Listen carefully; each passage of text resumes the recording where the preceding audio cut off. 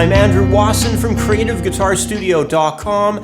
When it comes to the practice of all your scales, chords, and notes on the neck, there's a way to use your practice time that'll help you achieve better results, and it involves making 3 simple changes to your routine. The first is to grab a sheet of paper and actually write out a practice list, something that so many musicians will hardly ever do. The second thing is to get a metronome and start to pay a lot more attention to the tempo that you're practicing at. And the last thing is to buy a timer for tracking the time that you spend on each exercise you practice. And making these changes is called speed learning, and it does wonders for your guitar practicing.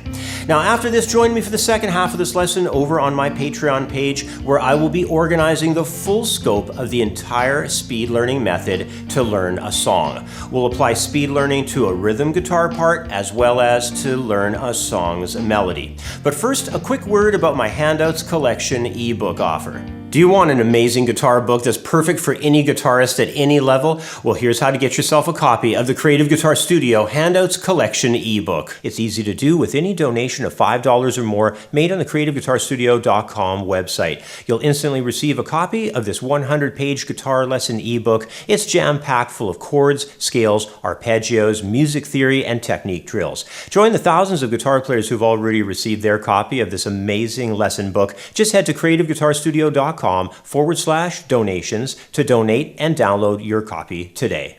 Speed learning was used by students who studied all the techniques of the 1970s Howard Roberts guitar seminars. Back around 1975, Howard Roberts, who was already one of the top jazz guitar players in the US, had established both in his books and from his teaching tours a concept he called speed learning. And we're going to get into practicing it here today. Now, the idea of speed learning is all based upon 3 principles he taught to his students at those guitar seminars, with the foundation of the method being a practice list. The practice list is not just a list of things that you want to include in your guitar study session, but it's also a categorized breakdown of specific playing areas that maybe you're not so good at, you need to get better at. And from the list, you can just itemize everything and go through it, one by one within a set time period. I usually like to use about, 10, 20 minutes, something like that. We're going to have a list come up on the screen right now. You'll be able to see this example that I put together for the lesson. It's got a major scale, minor arpeggio, dominant 7th chords, technique exercise, and a song that maybe you're going to play in your band on Saturday night or something like that.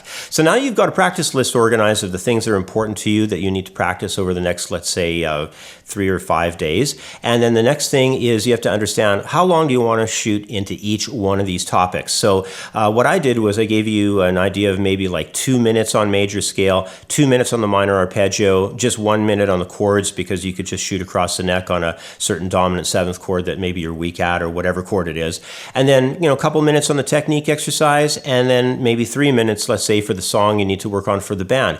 Now, all of these might seem like incredibly small time frames, and you may want to expand on some of them if they just don't seem like it's enough time. Maybe the song for the band part, maybe you want to, boost that over to 5 minutes or something. But let me give you an idea on how this would work with, let's say, a major scale practice routine. I'm going to take an A major scale up here on the neck, and I'm going to do this setup for you as a series of major and minor third intervals within the key. So we're going to do it as a sequence. Just like that. So I've set it up on the neck, and you can just go and get it together, and then once you have it together, I would try to move it as the days go by to other locations. So I just did it in 9th position. Let's move it in whole steps. So we drop down to 7th next. All right, then we'll go down another whole step. And another. I think you get the idea. Just move it along the neck, make sure everything sounds really clear and it's all making sense. And that's a great way to put some time in and get the scale moving along the neck, gets you used to the feel and the different locations of the fretboard, and it's quite beneficial for the overall left and right hand technique. Now, the next thing though that's really important is to build in some metronome settings, and that's a fantastic idea for the concept of tempo, bringing it into your playing and making sure that everything is really in check with the tempo margins. Let's move over next with this one to the minor arpeggio. I'm going to be using a G minor 7 arpeggio. And with the metronome set at 92 beats per minute, because that's what my goal is here on the practice list breakdown, I'm going to go through this as eighth notes. So it's going to feel like this: 1 and 2 and 3 and 4 and 1. All right, now here's the arpeggio. All right, so I just went up the arpeggio in that 10th position area. That's a G. I'm going to move it down a whole step now, and I'm going to do F next. Just nice and easy, following the beat. There I am, down another whole step, another. Just like that. Excellent exercise. And when you're using a metronome, another great thing is you're really paying a lot of attention to the beat in time so that your pick attacks and the feel of your own, idea of the click track becoming more subconscious for you, because you want to build your internal sense of rhythm, and the metronome is an absolutely fantastic way to be able to develop that. So really important stuff by including tempo into your practice list. Now, I have a chord breakdown I want to do here for the example of the dominant seventh chords, but I'm going to do this a little bit slower, so I'm going to spin the metronome all the way down here to 67 beats per minute. And before you have the metronome on, for all these exercises, make sure you're fully understood of all the chords that you want to play, where they are on the guitar fretboard, and be very clear. I'm going to be doing these chord changes down the neck on the quarter note. So here's the count. So 2, 3, 4. So that's all of them right down the neck at 67 beats per minute. So now that you understand the basic essence of how this whole system works for speed learning, it really is something that you have to take a little bit of time to get into. If you're doing any kind of workout that's new, any material in your music training that's new, you've got to get an understanding for it, get your feet wet. And I would probably recommend giving yourself at least a month to get used to this system. And also, when you get into learning new material in your practice list, make sure you understand where you're at and what your capabilities are. If you set a goal tempo 92, but you're terrible at some type of an exercise, spin it way down, put it at like 52 and then start there and then build it up. It's great to have lofty goal tempos and everything for your playing, but sometimes technically you may not be there, and you perhaps have to take it a little bit easier in the beginning to be able to get your chops up to where they need to be to have it work properly.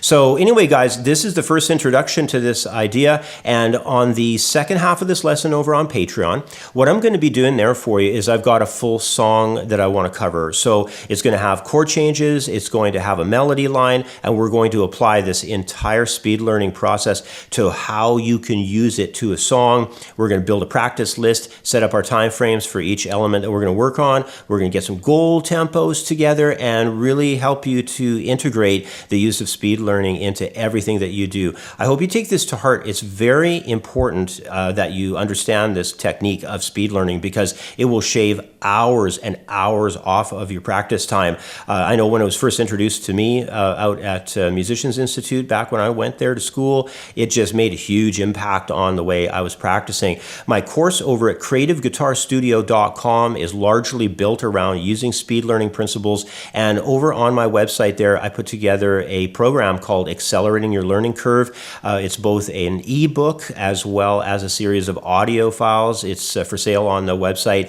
I highly recommend to check that ebook out. It's really got the full breakdown of the entire accelerator method that Howard Roberts integrated into the Musicians Institute, not only for the students, but for the faculty to teach it as well. So great information. You can grab that stuff over at my website at creativeguitarstudio.com. And remember, the second half of this video is available over on Patreon at patreon.com/creativeguitarstudio. If you're signed up as one of my $15 a month Patreon members, you'll get to watch a bonus video for the second half of this lesson. And in the bonus part 2 video, I will be organizing the full scope of the entire Howard Roberts speed learning method to learn a song. We'll apply speed learning to the song's rhythm guitar part, as well as to learning the song's melody line. Plus, as a Patreon member, along with that bonus video, you'll get jam tracks, and you'll also get to download a detailed PDF handout that shows you all the examples in both music notation and in tab. Plus, it also includes a number number of additional tips and explanations that you don't get in the video lessons. So head over to my Patreon, become a $15 a month supporter today at patreon.com/Creative Guitar Studio. And guys, if you want to help support the channel even further, check out our Teespring store. The link is located inside the top pinned comment below. The store has all kinds of great guitar designs on t-shirts, sweaters, bags, hats, and coffee cups. All the designs and the prints are top quality. In fact, I'm wearing one of the shirts right now. Let me tell you, the fabrics and the prints are just fantastic. Go and check out the store, and if you're a member of the website, use your Creative Guitar Studio coupon code to get your members discount at checkout on Teespring. Now, if you found this video helpful, make sure you leave your comments and give the video a thumbs up below. And remember, if you're looking for a step-by-step guitar program that puts real tested methods into a proven guitar course, not just random YouTube videos, it's all available over at creativeguitarstudio.com. Plus, you're going to want to make sure you're seeing all my guitar lessons here on YouTube. So go and turn on those notifications, ring the bell, and subscribe to the channel. All right, guys, I'll be back here again real soon with another video. Thanks for watching, and we'll see you again next time. Bye for now.